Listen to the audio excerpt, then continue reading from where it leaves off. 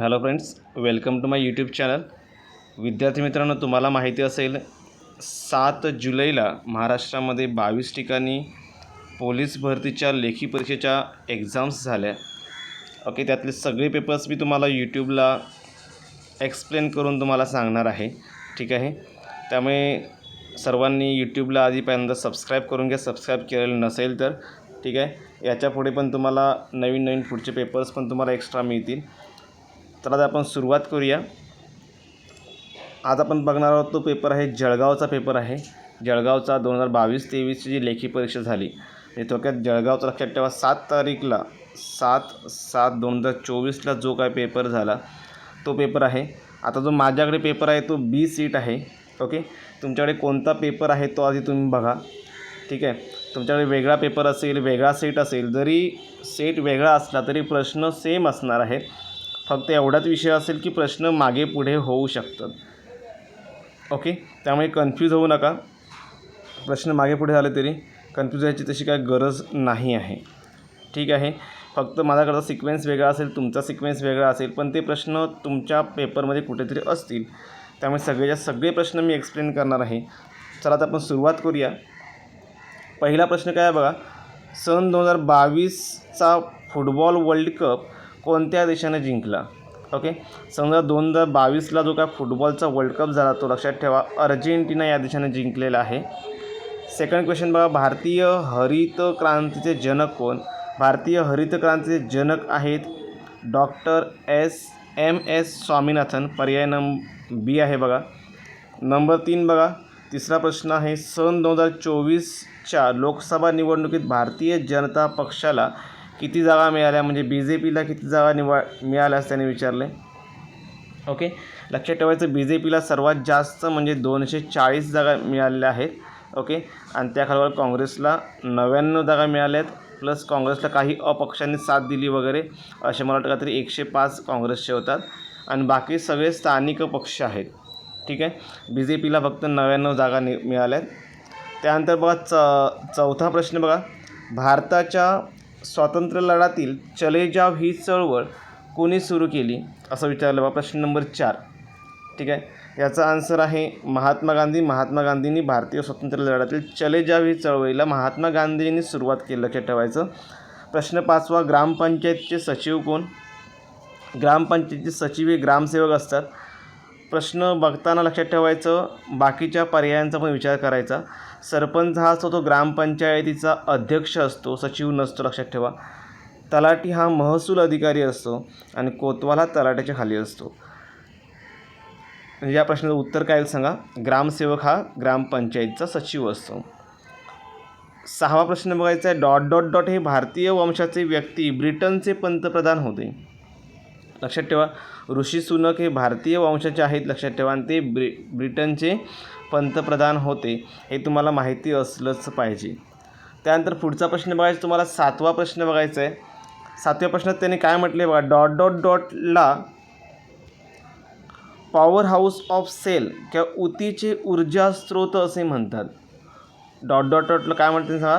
Power house of sale किंवा ऊतीचे ऊर्जा स्रोत असे म्हणतात. याचा आन्सर आहे मायटोकॉन्ड्रिया. ठीक आहे, पुढे 8वा प्रश्न बघा. भारताचे नोबेल पारितोषिक मिळवणारे पहिले भारतीय कोण? नोबेल पारितोषिक मिळवणारे पहिले भारतीय म्हणजे पहिल्यांदा नोबेल पारितोषिक कोणाला मिळालं सांगा. रवींद्रनाथ टागोर यांना. सोपे प्रश्न आहेत, पेपर एकदम सोपा होता, काही अवघड नव्हतं, सहज 90+ मार्क्स घ्यायला काहीच हरकत नव्हती. पुढे बघा 9वा प्रश्न. माजी पोलीस महासंचालक श्रीमती मीरा बोरवणकर यांनी ... हे पुस्तक लिहिले. तुम्हाला मीरा बोरवणकर तुम्हाला माहिती असतील. आपल्या महाराष्ट्राच्या माजी पोलीस महासंचालक होत्या. त्यांनी कोणते पुस्तक लिहिले असते प्रश्न विचारला आहे. त्याचा आन्सर आहे मॅडम कमिशनर. Madam commissioner. पुढे बघा खालीपैकी कोणते पर्यटन स्थळ हे जळगाव जिल्ह्यात नाही? आता जळगाव जिल्ह्यातला प्रश्न आहे, लक्षात ठेवा. 10वा प्रश्न आहे तो. जळगाव जिल्ह्यात लक्षात ठेवायचं अजिंठा लेणी नाही आहे.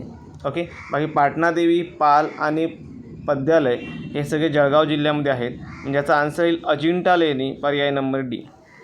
जळगाव येथून ... या ठिकाणी विमानसेवा नाही. प्रश्न नंबर 11. आता जळगावातून बघितलं लक्षात ठेवा, जळगावातून गोव्याला विमानसेवा आहे, हैदराबादला पण आहे आणि मुंबईला पण आहे. ओके, त्यामुळे पर्याय का सांगा नागपूर. जळगावातून नागपूरला जाण्यासाठी विमानसेवा नाही आहे. पुढे बघा, खालीलपैकी कोणते विशेष नाम आहे. तुम्हाला विशेष नाम तुम्हाला माहिती असेल. ओके, समुद्र हे विशेष नाम नाही लक्षात ठेवायचं, सामान्य नाम आहे. ओके, शहर हे पण सामान्य नाम आहे. तापी हे विशेष नाम आहे लक्षात ठेवायचं. जर नदी म्हटलं असतं तर नदी सामान्य नाम झालं असं लक्षात ठेवा. हे बघा, नदी हे सामान्य नाम झालं असतं, पण नदीचं नाव दिलं हे विशेष नाम आहे लक्षात ठेवा. म्हणजे ॲन्सर काय सांगा, तापी. पुढचा प्रश्न नंबर 13 बघूया आपण. मुलाने आंबा खाल्ला या वाक्यात खालीलपैकी कोणता प्रयोग आहे. प्रयोग ओळखायचा लक्षात ठेवायचं. मुलाने आंबा खाल्ला या वाक्यात तुम्हाला कर्ता ओळखता आला पाहिजे. पहिली गोष्ट तुम्हाला कर्ता ओळखता आला पाहिजे. जर कर्त्याला प्रत्यय असेल आणि कर्माला प्रत्यय नसेल तर लक्षात ठेवा, वाक्य भूतकाळी असेल तर कर्मणी प्रयोग होतो, हे लक्षात ठेवा. इथे मुलगा हा कर्ता आहे, मूल हे कर्ता आहे, त्याला पण ने प्रत्यय लावलं म्हणजे मुलाने झालं लक्षात ठेवायचं. आंबा कर्म आहे, आंब्याला प्रत्यय नाही आहे, म्हणजे काय सांगा कोणता प्रयोग होईल, कर्मणी प्रयोग होईल. पर्याय नंबर बी. खालील वाक्याचा कोणता प्रकार आढळतो. तुम्हाला वाक्याचा प्रकार तुम्हाला सांगायचा आहे लक्षात ठेवायचं. वाक्य काय बघा, कुणाल रोज पहाटे उठला व म्हटले लक्षात ठेवायचं, व अभ्यास करतो. म्हणजे कुणाल रोज पहाटे उठतो व अभ्यास करतो असं म्हटलं लक्षात ठेवतो. व ने जोडलेलं वाक्य संयुक्त वाक्य असतं. पुढे बघा, जळगावात गोड केळी मिळतात. वरील वाक्यात अधोरेखित शब्दाचं विशेषण प्रकार ओळखायचं आहे. इथे बघा, गोड या शब्दाला अधोरेखित केलेले आहे लक्षात ठेवा. ओके, आता गोड हा केळ्यातला गुणधर्म सांगितलं लक्षात ठेवायचं. केळी कशी सांगा, गोड आहेत, बरोबर ना. केळी हे जे फळ आहे त्यातला गुणधर्म सांगितलेला आहे, गुण सांगितलेला आहे, म्हणून काय सांगा, गोड हा काय सांगा, गुणविशेषण आहे. पुढचा प्रश्न बघूया, प्रश्न नंबर 16. खालीलपैकी कोणत्या वाक्यात केवलप्रयोगी अव्यय आहे. आता केवलप्रयोगी अव्यय तुम्हाला माहिती असेल, जे अचानकपणे आपल्या मुखातून जे उद्गार बाहेर पडतात. ओके, आहा हा म्हणतो आपण बघा, साप दिसला की आपण बापरे म्हणतो, ठेच लागल्यानंतर आपण आई ग म्हणतो, किंवा प्रशंसा करताना एखाद्याला आपण शब्बास म्हणतो बघा. ओके, हे प्रशंसादर्शक शब्द वगैरे असतील त्यांना आपण केवलप्रयोगी अव्यय असं म्हणतो.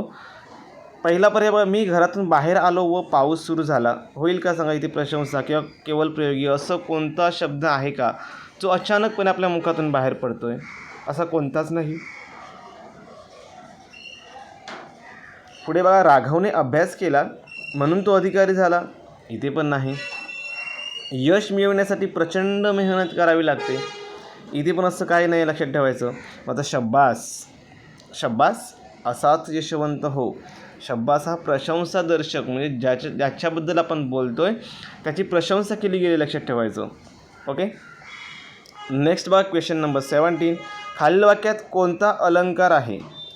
आता तुम्हाला ते अलंकार ओळखायचं आहे. मनाचंदनाचे परित्वा झिजावे, परी अंतरी सज्जना निववावे. इथे बघा कोणता अलंकार आहे, अनुप्रास नाही आहे लक्षात ठेवायचं, श्लेष पण नाही आहे. यमक अलंकार होऊ शकतो. यमक तुम्हाला माहिती असेल, रायमिंग वर्ड्स म्हणतो, शेवटचे शब्द जुळले पाहिजेत लक्षात ठेवायचं. ओके, त्या मिनिंगचं ती काय पद्य असेल तर शेवटचे शब्द जुळले पाहिजेत. म्हणजे बा, मनाचंदना परित्वा झिजावेचा वे आणि निववावेचा वे हे लक्षात ठेवा, यमक जुळतात म्हणून काय झालं सांगा, इथे यमक अलंकार होईल. पुढे बघा, खालील वाक्प्रचाराचा अर्थ ओळखा. तुम्हाला अर्थ ओळखायचे. वाक्प्रचार काय सांगा, खुणगाठ बांधणे. ओके, खुणगाठ बांधणे हा वाक्प्रचार आहे, याचा तुम्हाला अर्थ ओळखायचा आहे. खुणगाठ बांधणे म्हणजे काय सांगा, निश्चय करणे. एखादी गोष्ट करण्याचा आपण निश्चय केला ना म्हणजे आपण खुणगाठ बांधणे असं म्हणतो. ठीक आहे, संपवणे किंवा भीती वाटणे, स्तुती करणे हे पर्याय येऊच शकत नाहीत. नेक्स्ट बघा, नंबर 19 नंबर प्रश्न आपल्याला बघायचा आहे. पृथ्वी या शब्दाचा समानार्थी शब्द कोणता. आता पृथ्वी तुम्हाला माहिती असेल, समर आहे, अग्नी, मिलिंद आणि वसुंधरा.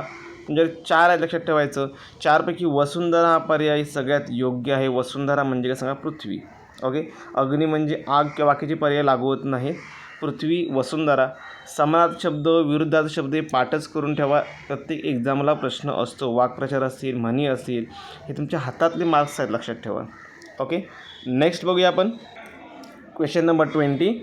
अतिवृष्टी या शब्दाचा विरुद्धार्थी शब्द कोणता? अतिवृष्टी. अतिवृष्टी म्हणजे खूप पाऊस पडणे, तुम्हाला माहिती असेल. अतिवृष्टीचा विरुद्धार्थी काय सांगा मग? अनावृष्टी. ओके, त्याज्य होऊ शकत नाही, बर्फवृष्टी नाही, 11 विकार नाही. त्याचं उत्तर होणार आहे अनावृष्टी.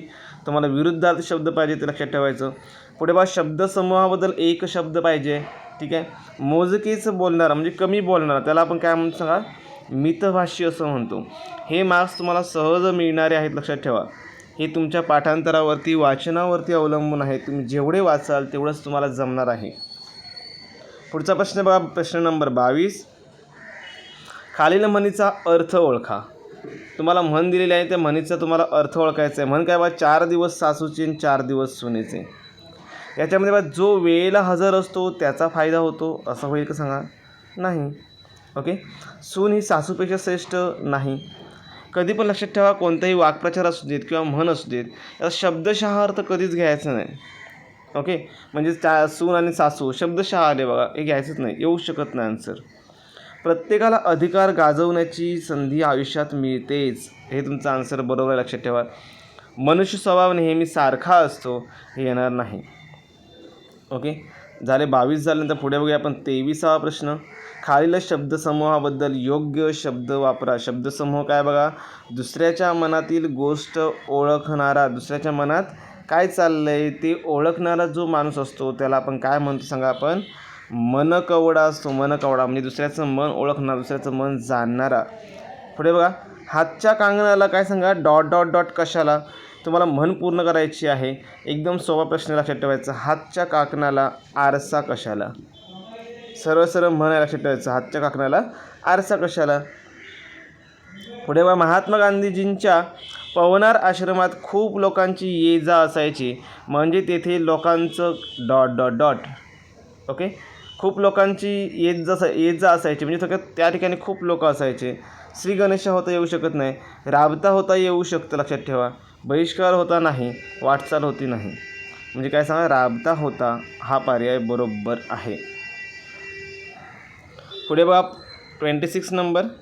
दहशतवाद विरुद्ध विशेष कृती पथक म्हणून महाराष्ट्रात कोणते सशस्त्र दल काम करते?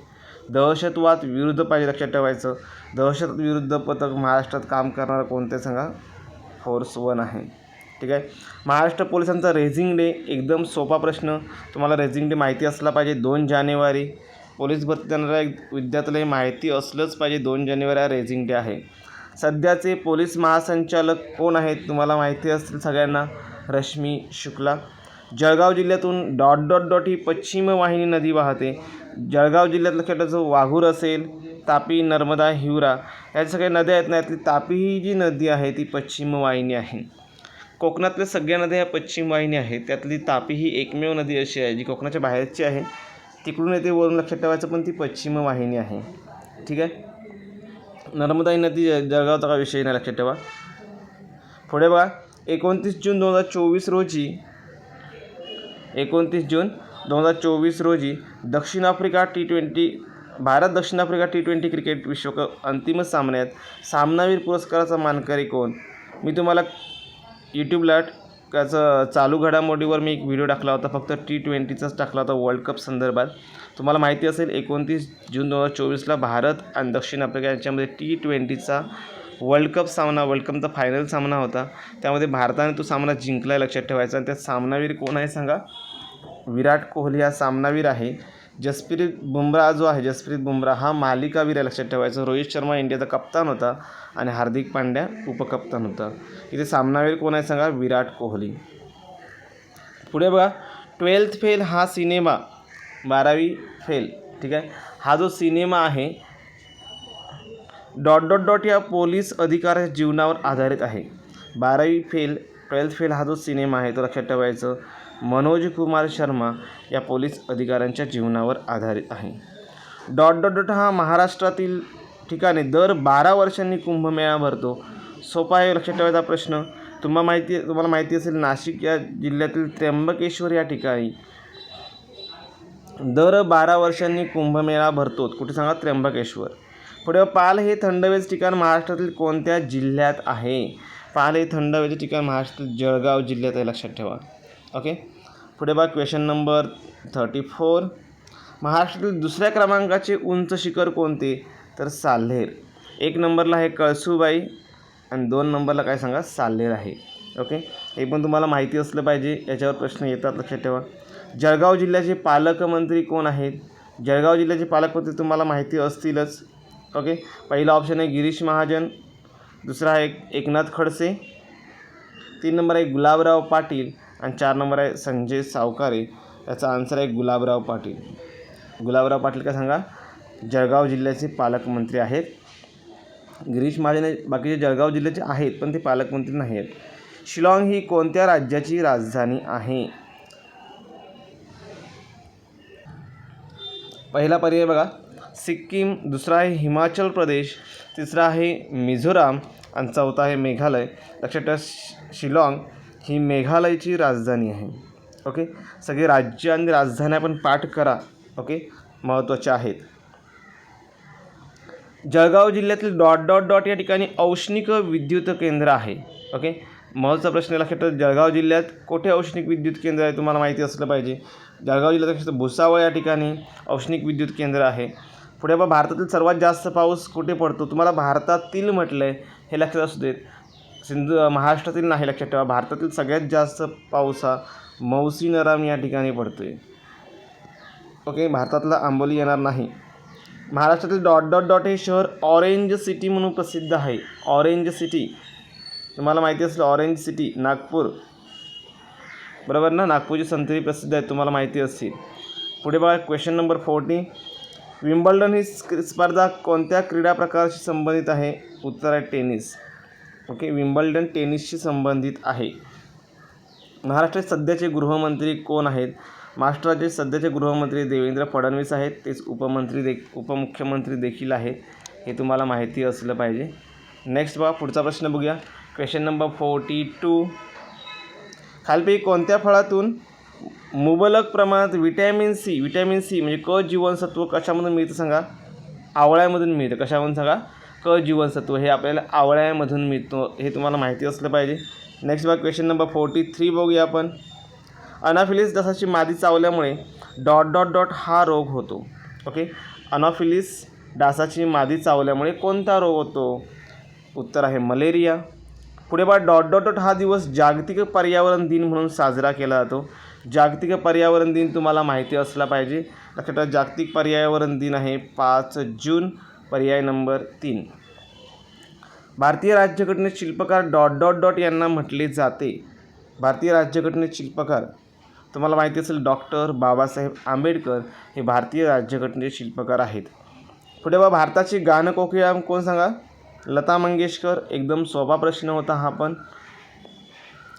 नेक्स्ट बघा क्वेश्चन नंबर 47.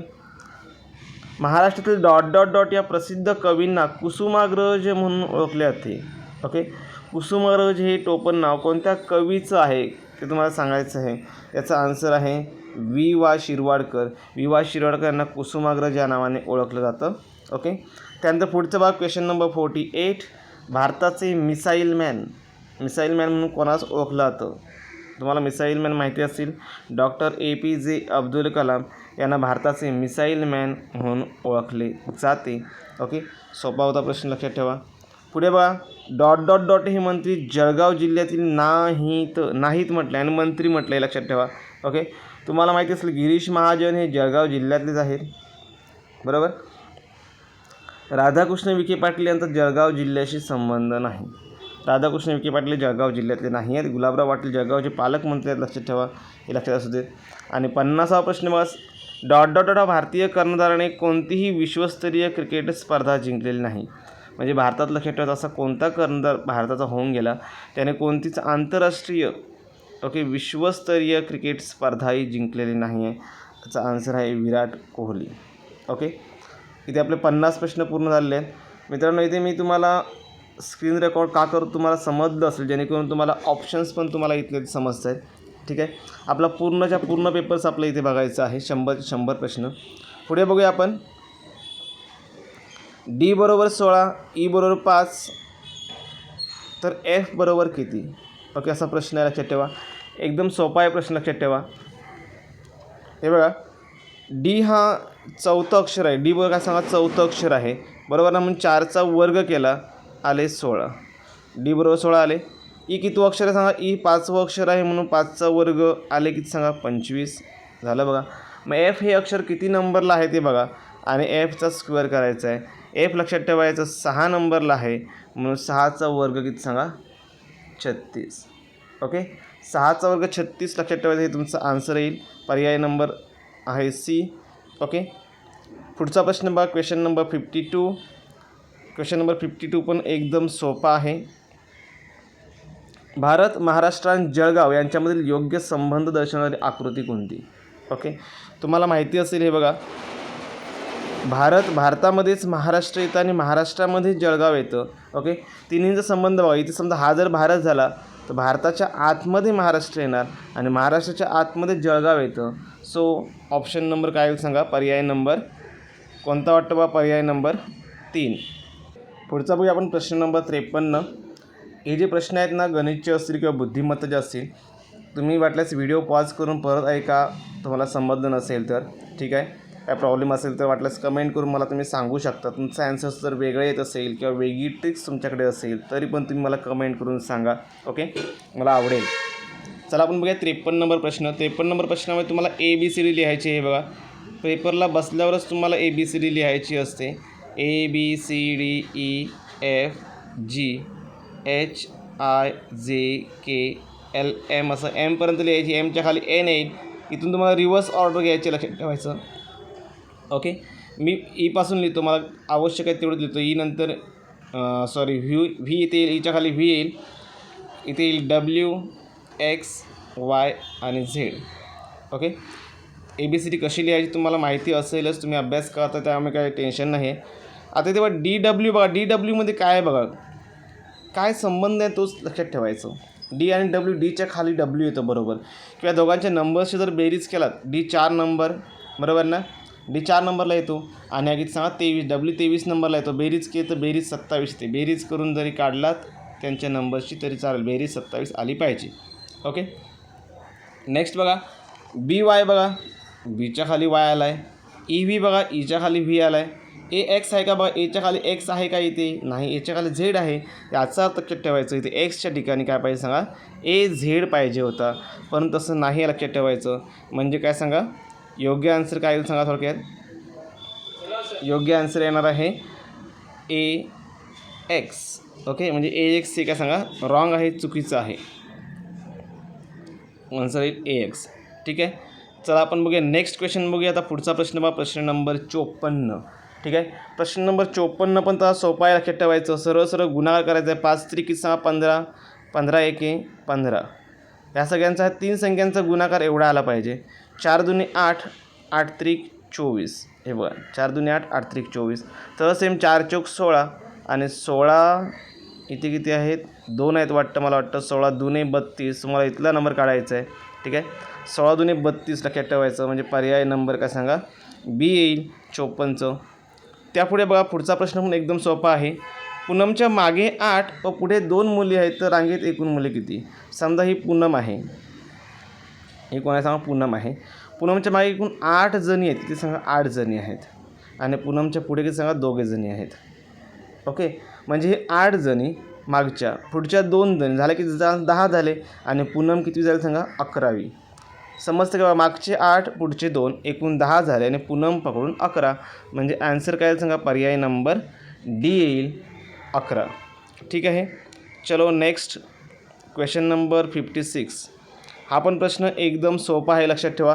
प्रश्न नंबर 56. याच्यामध्ये बाहेरच्या अंकांची बेरीज 6, 6 आणि 6 किती झालं सांगा, 6, 6, 6 18 झाले. आणि आतल्या अंकांची बेरीज करून बघा, 9 आणि 4 13, 13 आणि 5 किती झालं सांगा, 18. साधी गोष्ट आहे, आतल्या अंकांची पण बेरीज करायची आहे. 9 आणि 4 13, 13 आणि 5 18. म्हणजे बाहेरच्या अंकांची बेरीज आणि आतल्या अंकांची बेरीज काय सांगा, सेम येते. ओके, सेम येते. हे बघा, बाहेरच्या अंकांची बेरीज आणि आतल्या अंकांची बेरीज सेम येते. तसंच इकडे पण येतं का बघा, बाहेर ते 7 7 आणि 7 झाले की सांगा 7 त्रिक 21 झाले. मग आतल्या पण अंकांची 21 बेरीज आली पाहिजे. ठीक आहे. हो सॉरी, इथलं आपलं काढायचं आहे ना, सॉरी इथे बघा, इथे आधी आता आपला प्रश्नचिन्ह बाहेरच्या साईडला आहे ना, मग तुम्हाला आतल्यांची आधी बेरीज करून बघायची किती बेरीज येते. इथे बघा 9 आहेत आणि 2 आहेत, यांची बेरीज करा. 9 9 18 आणि 2 येते की सांगा 20 येते. यांची बेरीज 20 येते, बरोबर ना. आता ते 7 आणि 7 किती सांगा 14 आले. 20 म्हणून 14 वजा करा, राहतील किती सांगा 6. याचा तुम्हाला या ठिकाणी प्रश्नचिन्ह जागा तुम्हाला 6 असले पाहिजे होते, म्हणजे पर्याय नंबर काय सांगा बी येईल. ओके, पर्याय नंबर बी. नेक्स्ट बघूया आपण पुढचा प्रश्न 57 नंबर बघा. याच्यामध्ये पण तुम्हाला विजोड पद ओळखायचं आहे. विजोड म्हणजे वेगळं पद कोणतं आहे ते तुम्हाला बघायचं आहे. सगळ्या पर्यायांचा नीट अभ्यास करा. तुमच्याकडे ABCD लिहिलेली असेल, तुमच्या लक्षात येईल बघा. GIK. आता जर ABCD समजा लिहिली बघा मी, ABCDEF G नंतर H येतो, H नंतर I येतो, I नंतर J येतो आणि J नंतर K येतो, बरोबर ना. यात तुम्हाला काय दिसतंय बघा, G आहे, I आहे आणि K आहे. याचा अर्थ H आणि J एक अक्षर गॅप टाकले बघा, मधलं अक्षर गॅप टाकलं आहे, बरोबर की नाही. आता सगळ्या पर्यायांचा बघा, B नंतर इथे C पाहिजे होता, C गॅप टाकला आहे. D नंतर E पाहिजे होता, E पण गॅप टाकला आहे. म्हणजे इथे पण बरोबर अक्षर एक अक्षर गॅप आहे, म्हणजे 2 पर्याय बरोबर सेम आहेत. LNPमध्ये बघा, L नंतर M पाहिजे होता, M इथे आहे का, M गॅप टाकला आहे. N नंतर O पाहिजे होता, O गॅप टाकला आणि P आहे. इथे पण सेम आहे, O आणि M आणि O गॅप आहे. इथे मात्र तसं नाही आहे, लक्षात ठेवा. OPQ R नंतर S सोडून T पाहिजे होतं. हे बघा, R नंतर S सोडला की T पाहिजे होता. OPQ R S T नंतर U सोडून V पाहिजे होतं. ओके, म्हणजे असं RTV इथे पाहिजे होतं. म्हणजे लक्षात ठेवायचं 57चं काय रॉंग आहे सांगा, पर्याय नंबर 4 हा चुकीचा आहे. Okay, let's see next question. पुढचा प्रश्न हा नातेसंबंधावरती आहे. यांचा सोपा आहे, लक्षात ठेवायचं. शंतनूची आई, मी पहिल्यांदा शंतनू काढून घेतो. ही झाली त्याची आई. शंतनूची कोण झाली सांगा, आई झाली. मदर, M काढला मी, शंतनूची मदर. ठीक आहे. बघा, शंतनूची आई ही सीमाच्या आईची बहीण लागते, म्हणजे मला सीमा काढावी लागेल. सीमाची पण आई पाहिजे इथे, ही झाली सीमाची मदर. ह्या 2 बहिणी आहेत. ही बहीण आहे, लक्षात ठेवायचं. आता बहिणी आल्या दोन्ही पण, बरोबर ना. या दोन्ही पण या बहिणी आहेत, लक्षात ठेवायचं. तर सीमाच्या आईचा भाऊ, आता ही सीमाची आई आहे ना, हे बघा, ही आहे सीमाची आई, हिचा भाऊ. ओके, सीमाच्या आईचा जो भाऊ असणार आहे तोच हिचा पण भाऊ असणार, लक्षात ठेवायचं. कारण या बहिणी आहेत ना. शंतनूची आई आणि सीमाची आई या बहिणी आहेत. मग जर समजा सीमाच्या आईचा भाऊ असेल तर शंतनूच्या आईचा पण भाऊ असणार, लक्षात ठेवायचं. तर त्याने म्हटलं शंतनूचा कोण, म्हणजे सीमाच्या आईचा जो भाऊ आहे, हा जो भाऊ आहे तो शंतनूचा कोण. आता ही शंतनूची आई. आता आईचा भाऊ हा कोण लागतो सांगा, इकडे मामा लागतो. कोण लागतो, मामा. म्हणजे तुमचं आन्सर काय आलं पाहिजे सांगा, मामा आलं पाहिजे आन्सर. प्रश्न नंबर 58ला पर्याय नंबर मामाचा D आहे. हे बघा, मी लगेच क्लीन करतो आहे. ओके, जास्त ठेवत नाही मी, कारण पुढचे प्रश्न पण दिसले पाहिजेत. सगळं मी इथे स्क्रीनवर सोडवतो आहे, म्हणून वाटल्यास तुम्ही तेव्हाच नोट करून घेत जावा. ठीक आहे. आन्सर येईल काय सांगा, मामा. पुढे बघा, क्वेश्चन नंबर 59. 58 झालं ना. Okay, question number 59. महाभारत या शब्दातील अक्षरांपासून खालपैकी कोणता शब्द तयार होत नाही. इथे हार, तुम्हाला इथे पर्यायावरून जायचं, ही गोष्ट लक्षात असू दे. इथे हार शब्द आहे बघा, हा महाभारतमध्ये हा पण आहे आणि र पण आहे, म्हणजे हार हा शब्द बरोबर आहे.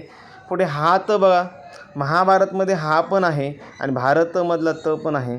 भारत हा शब्द ऑलरेडी आहेच, सगळ्यात शेवटला भारत आहे बघा. महान, म आहे, हा आहे, परंतु न नाही आहे, लक्षात ठेवा.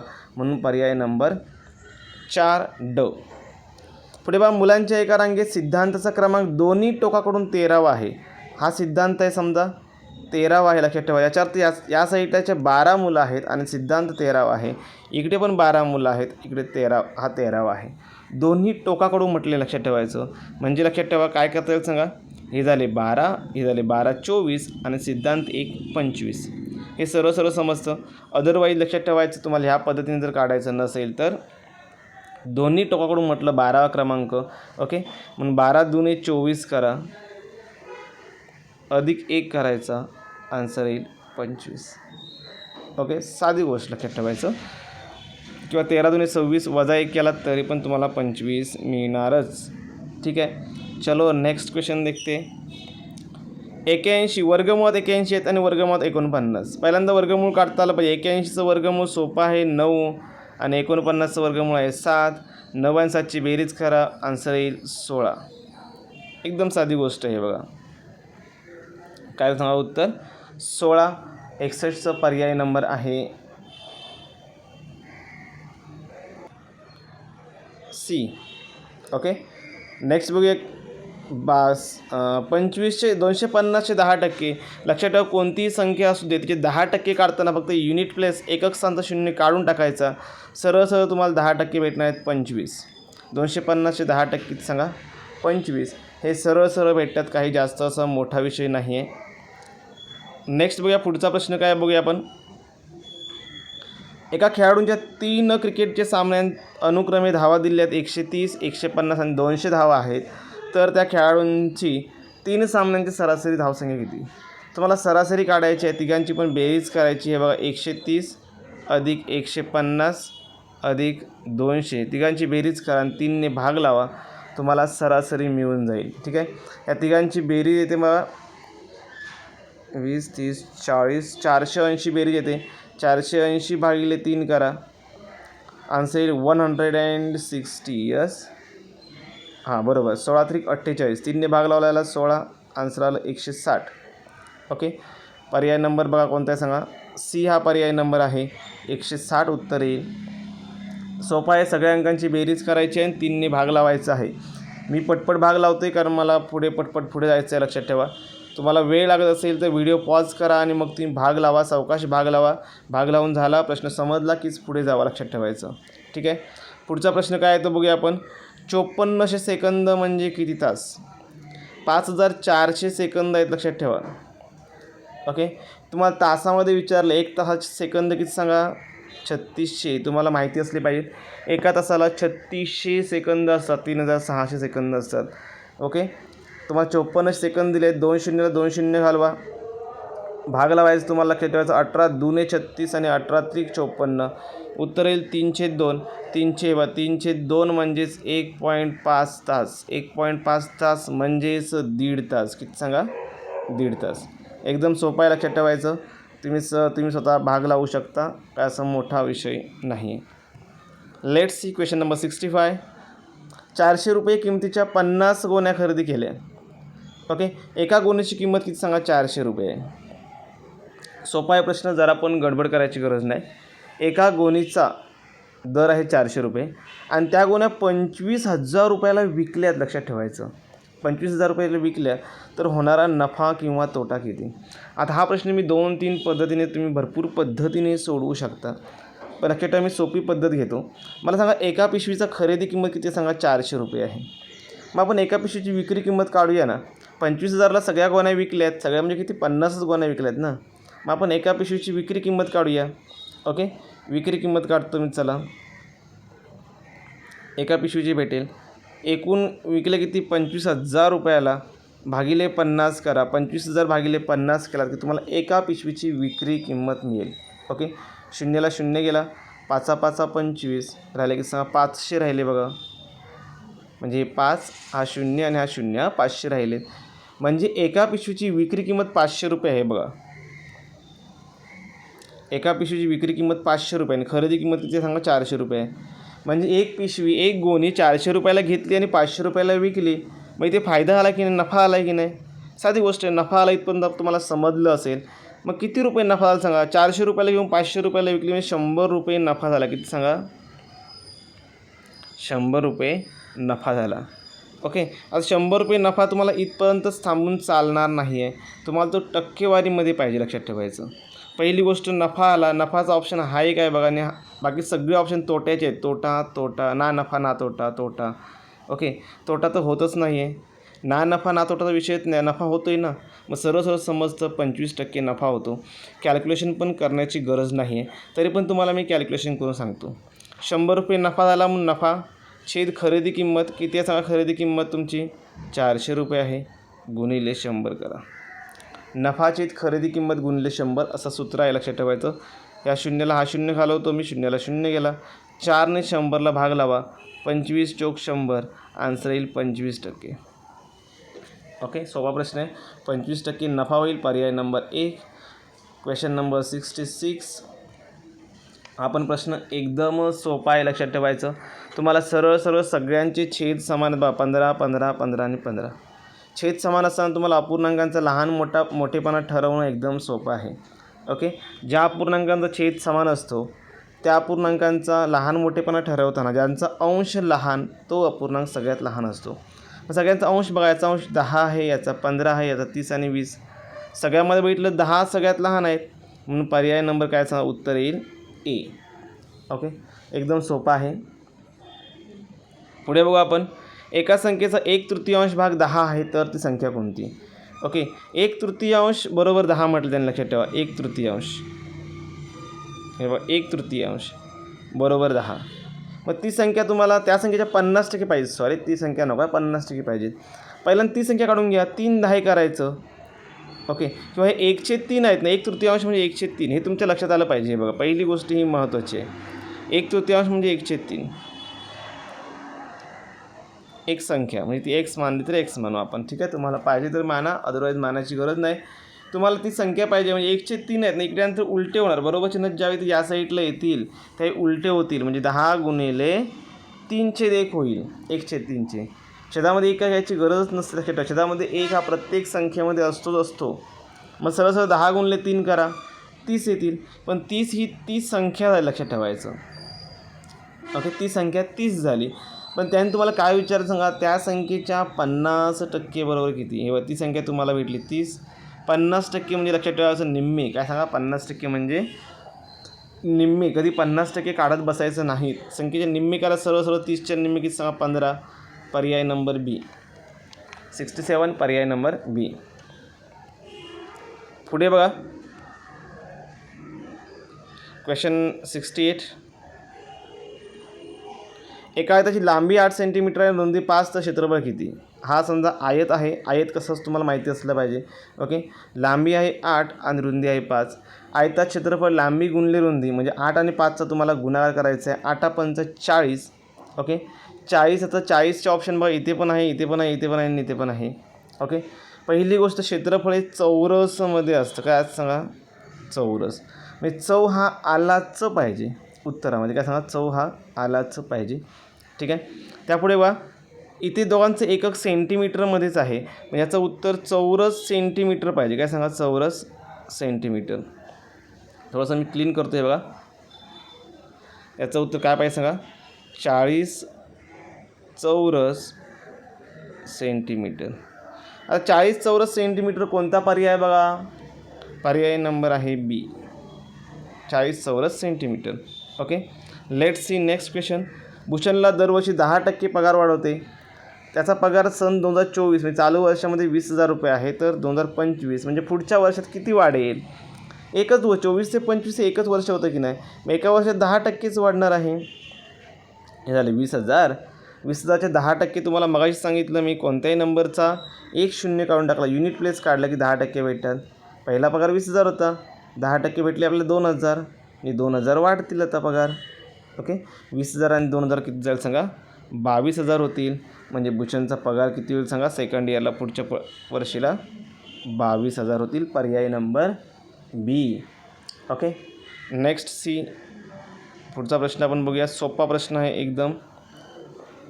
मला असं वाटतं बरीच मुलं इथे फसली पण असतील, ज्यांना घातांकाचे नियम माहीत नाहीत ती. एक गोष्ट लक्षात ठेवायची, पहिल्यांदा तुम्हाला आपलं ब्रॅकेटच सोडवायचं आहे. ओके, 4चा शून्यवाद किती सांगा, 1 येतो, वजा 2चा शून्यवाद पण 1 येतो, म्हणजे कंसाचं उत्तर 0 आलं. आता कंसाचं उत्तर जर 0 येत असेल, कंसाचं उत्तर जर 0 येत असेल, हे बघा, याचं उत्तर 0 आलं. 0 गुणले 5चा वर्ग केला तर 0 येणार आहे, परत त्याला 0ने गुणलं तर उत्तर 0 देणार आहे. म्हणजे आन्सर नंबर काय सांगा, बी. सगळ्याचा आन्सर 0 येतं, लक्षात ठेवा. पुढे बघा 71. एक खुर्ची 805 रुपयांना विकल्यामुळे 15% नफा झाला, तर खुर्चीची खरेदी किंमत किती? म्हणजे 805 ही विक्री किंमत आहे, लक्षात ठेवा. त्यावेळी 15% नफा झाला. नफा मूळ किंमत ही 100% असते. 15% नफा झाला म्हणजे 115 झाले. तुम्हाला मूळ किंमत पाहिजे खुर्चीची, खरेदी किंमत म्हणून गुणिले 100 करायचं. खरेदी किंमत ही मूळ किंमत असते, लक्षात ठेवा. खरेदी किंमत ही मूळ किंमत असते. ओके, म्हणून आपण लक्षात ठेवायचं, मूळ किंमत काढा म्हटलं किंवा खरेदी किंमत काढा म्हटलं तर 100नेच गुणायचं. ओके, याला आपण 100ने गुणतो, लक्षात ठेवा. जर तुम्ही भाग लावला तर तुम्हाला आन्सर भेटेल. पहिल्या सुरुवातीला मी 5ने भाग लावतो, तुम्हाला जमेल तसा भाग लावा, काहीच प्रॉब्लेम नाही. सावकाश भाग लावा, पण क्लिअर आणि परफेक्ट आन्सर काढण्याचा प्रयत्न करा. याला 5ने भाग लावलं तर उत्तर येतं 23. 23 5 115. ओके, याला 5ने भाग लावलं तर 16 5 80 आणि 5 1 5 161. परत 23ने भाग लागेल बघा, असं मला वाटतं. ओके, 23 1 23 23 7.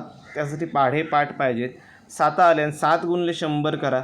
7 गुणिले 100 केलात की तुम्हाला आन्सर भेटेल, लक्षात ठेवायचं 700. Where is 700? ऑप्शन नंबर बी.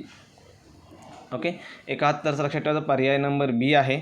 त्यापुढे बघा पुढचा प्रश्न, 50 सेकंद आणि 5 मिनिट यांचं गुणोत्तर किती? हा पण प्रश्न खूप सोपा होता. 50 सेकंद घेतले मी. इथे युनिट बघा, इथे युनिट सेकंदामध्ये आहे, इथे युनिट काय सांगा मिनिटेमध्ये आहे. युनिट म्हणजे एकक. हा सेकंद आणि मिनिट यांचं हे गुणोत्तर केव्हाच होणार नाही, लक्षात ठेवायचं. मग तुम्हाला एक तर दोघांचं पण युनिट सेम पाहिजे, सेकंदच पाहिजे. आता हे 50 सेकंद आहेत ना, 5 मिनिट आहेत, 5 मिनिटाच्या आपण सेकंदामध्ये कन्वर्ट करू. तुम्हाला माहिती असेल 1 मिनिट म्हणजे की सांगा 60 सेकंद, बरोबर. मग मला सांगा 5 मिनटं बरोबर किती होते सेकंद?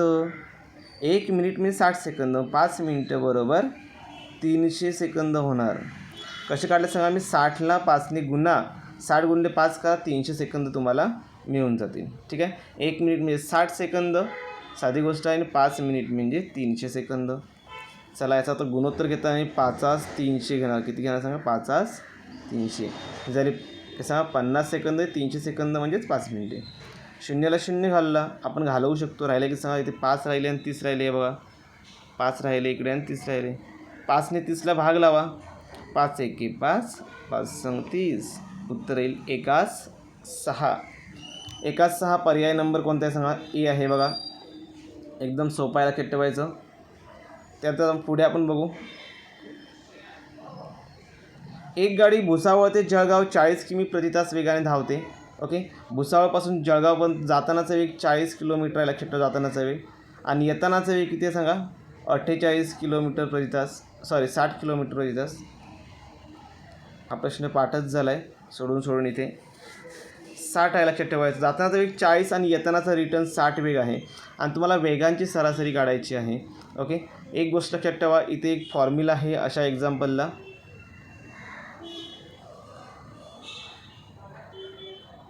जातानाचा वेग गुणिले येतानाचा वेग गुणिले 2 किंवा 2 गुणिले जातानाचा वेग येतानाचा वेग असं केलं चालेल. शेतामध्ये जातानाचा वेग अधिक येतानाचा वेग म्हणजे 40 अधिक 60. 40 आणि 60 100 होते, लक्षात ठेवायचं.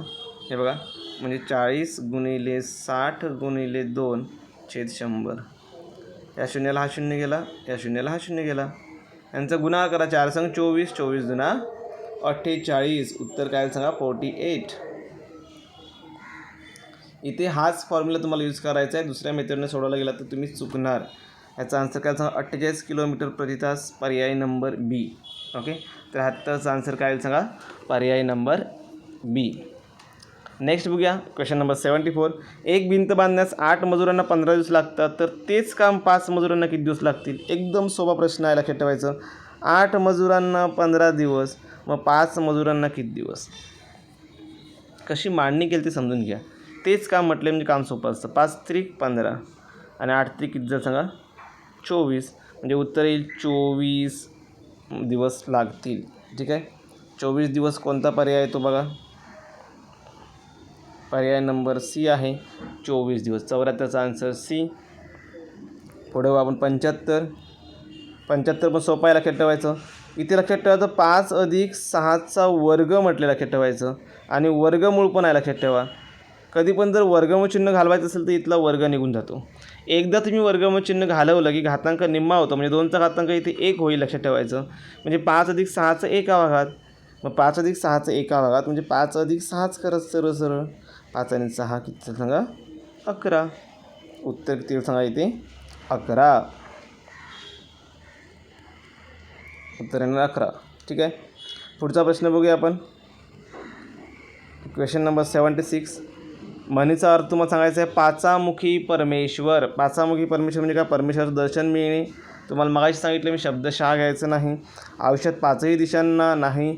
पुष्कळ लोक जे बोलतात ते खरे होते. पर्याय नंबर 3 बरोबर आहे, लक्षात ठेवा. ओके. पुढचा प्रश्न बघा. खालपैकी कोणता दिवस हा मराठी राजभाषा दिवस म्हणून साजरा केला जातो? 77 प्रश्न बघते. मराठी राजभाषा दिन तुम्हाला सगळ्यांना माहिती असलाच पाहिजे. 27 फेब्रुवारी हा राजभाषा दिन आपण साजरा केला जातो. पुढे बघा 78. पुढीलपैकी उभयान्वयी अव्यय असलेला पर्याय ओळखा. उभयान्वयी अव्यय तुम्हाला माहिती असेल, 2 शब्द किंवा वाक्य जोडणारा शब्द. पहिला ऑप्शन आहे बा की, कारण. इथे आहे अबब, म्हणून. इथे पर्याय नंबर येणार आहे काय सांगा? सी. नंतर बघा 79. पगार हा शब्द कोणत्या भाषेतून मराठीत आलेला आहे? या भाषा सगळ्या पाठ करून ठेवा, याच्यावर प्रश्न असतात. पगार हा शब्द तुम्हाला माहिती असला पाहिजे. पगार हा शब्द मला वाटतं पोर्तुगीजच्या भाषेतून आला आहे मराठीमध्ये, पगार हा शब्द. ओके. पुढे 80 नंबर बघा. मराठी भाषेचे पाणिनी कोणाला म्हणतात? मराठी भाषेचे पाणिनी आहेत दादोबा पांडुरंग तरखडकर. याचप्रमाणे मराठी भाषेचे शिवाजी पण तुम्हाला माहिती असली पाहिजे, लक्षात ठेवा, तो ह्याच्यात प्रश्न असतो. गटात न बसणारा शब्द ओळखायचा आहे. कपाळ, हस्त, ललाट आणि भाळ. कपाळ असेल, ललाट आणि भाळ हे आपल्या कपाळाला आपण हे समानार्थी शब्द आहेत. आणि हस्त म्हणजे हात, हा शब्द वेगळा आहे, म्हणजे 81चा आन्सर येईल बी. 82 बघा. लहानपणा देगा देवा मुंगी साखरेचा रवा. ओके. आता हे जे वाक्य आहे ना, हे कोणत्या अलंकारामध्ये आहे असं विचार लक्षात ठेवायचं. लहानपणा देगा देवा मुंगी साखरेचा रवा हा दृष्टांत अलंकार आहे. ते एक दृष्टांत सांगितले. ओके, लक्षात असलं पाहिजे. उदाहरण पकडून चालायचं आहे आपल्याला. मुलगा पुस्तक वाचत आहे. तुम्हाला काय ओळखायचं आहे? मुलगा काय सांगा? पुस्तक वाचत आहे. इथे वाचत आहे, वाचत असतो, असतो म्हटलं रीत आलं, लक्षात ठेवायचं. मुलगा पुस्तक वाचत असतो, रीत आहे. ओके.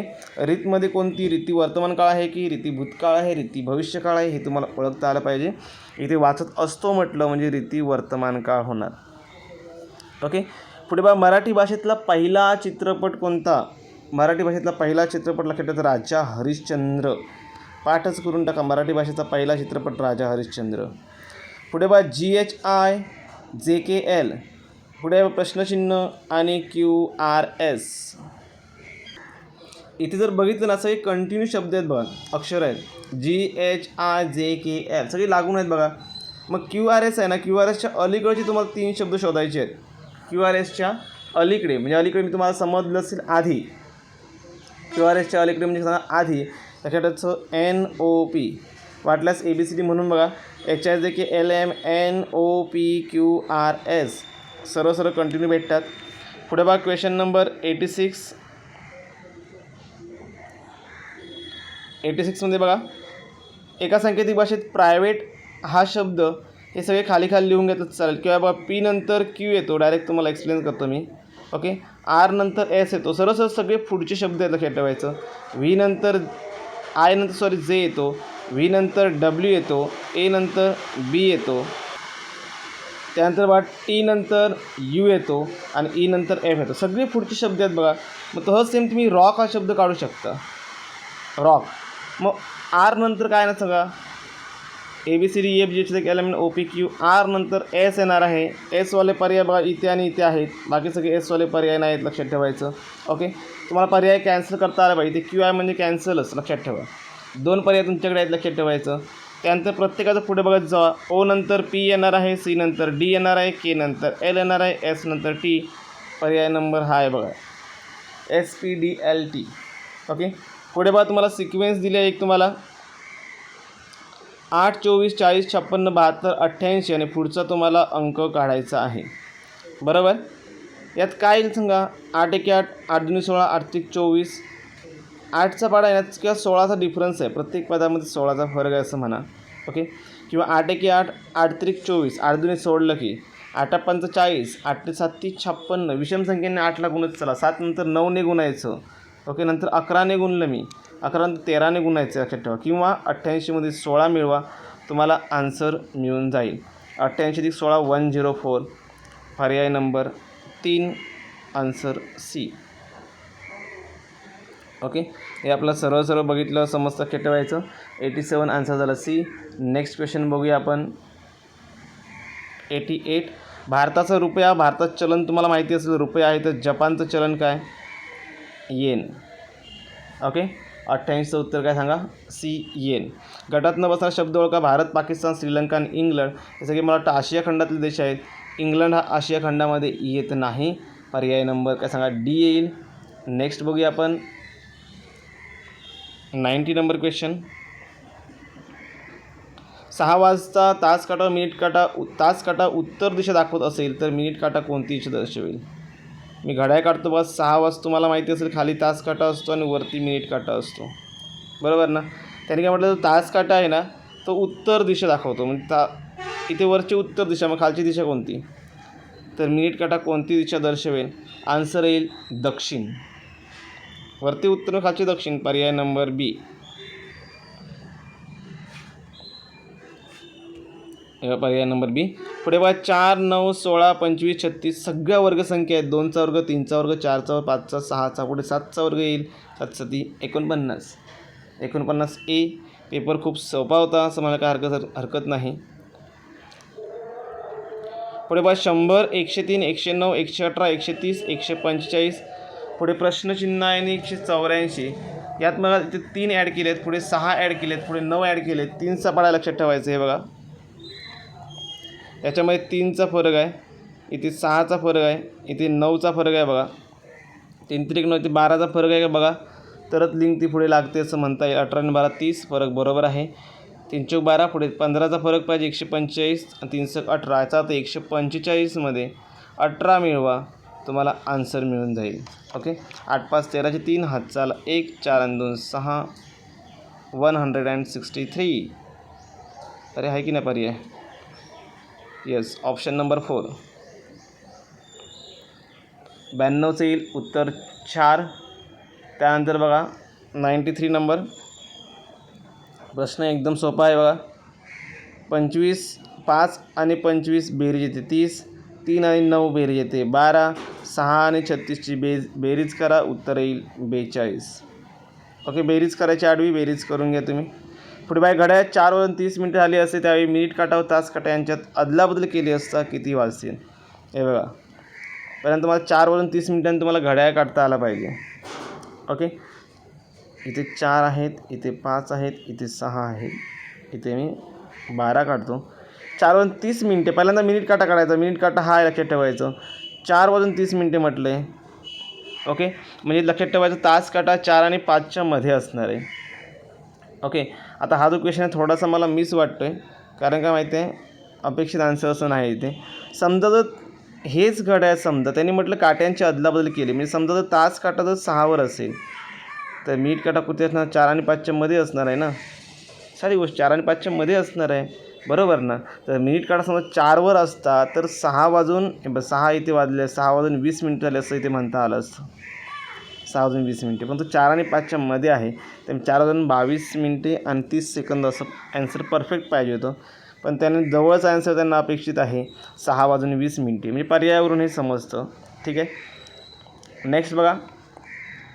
जर तुम्ही समजा याचा आन्सर यापैकी नाही, म्हणजे परफेक्ट काढला आणि यापैकी नाही लिहिलं असेल, तर तुम्ही या प्रश्नावर तुम्ही ऑब्जेक्शन मांडू शकता. तुम्हाला नक्कीच या प्रश्नामध्ये दुरुस्ती करून मिळेल किंवा याचा एक्स्ट्रा मार्क्स पण तुम्हाला मिळू शकतो. ओके,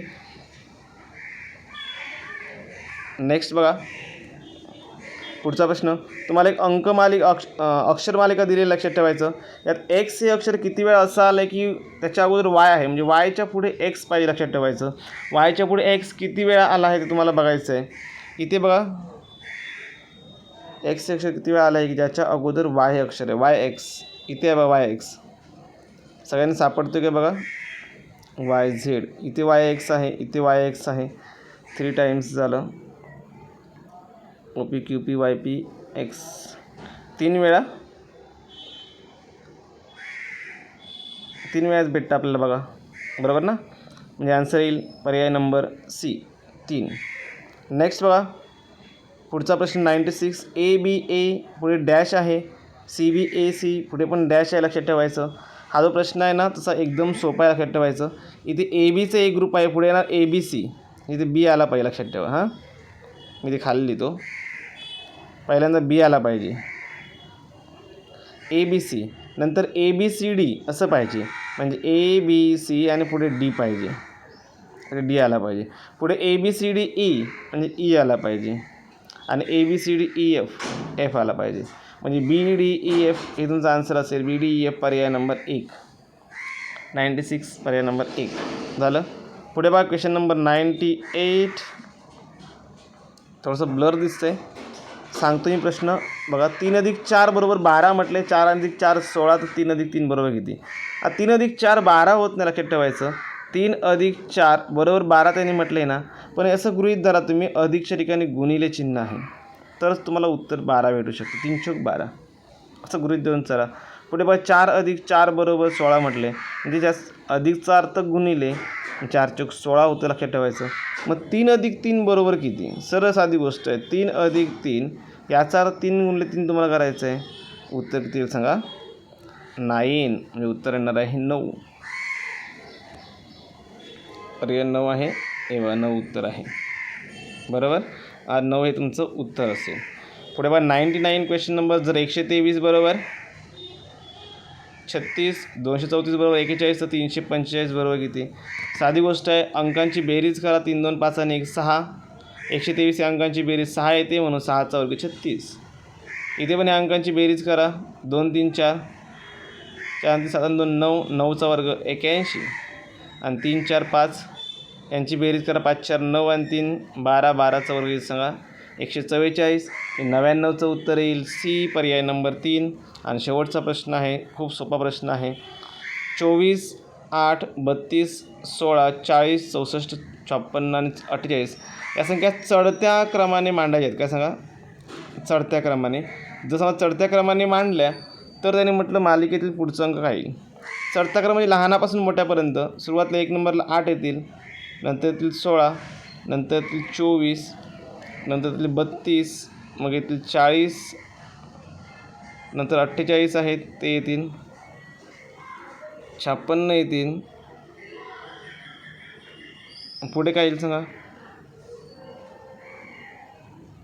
64 पण आहे ना ऑप्शन, सॉरी 64 संख्या आहे, 64 येईल. मग 64च्या पुढची संख्या तुम्हाला काढायची आहे. सहस्र 8चा पडा आहे. 8 2 16, 8 1 24, 8 चौक 32, 8 5 40, 8 संग 48, 8 56, 8 8 64. मग तुम्हाला 8 9 करायचं आहे. चढत्या क्रमाने मांडला काही गरज नाही आहे, पण तुम्हाला 8 9 किती सांगा? 72, म्हणजे पर्याय नंबर A हे तुमचं आन्सर असेल. ओके, अशा प्रकारे आपण हा पूर्ण पेपर, जळगावचा पूर्ण पेपर बघितलेला आहे. ठीक आहे, असेच आपण सर्व पेपर झालेले 22चे 22 बघणार आहोत. ओके, त्यामुळे यूट्यूब चॅनलला सबस्क्राईब करा. काय संबंध नसेल तर मला कमेंट करून सांगा. ठीक आहे, व्हिडिओ बघितल्याबद्दल धन्यवाद. सगळ्यांना बेस्ट ऑफ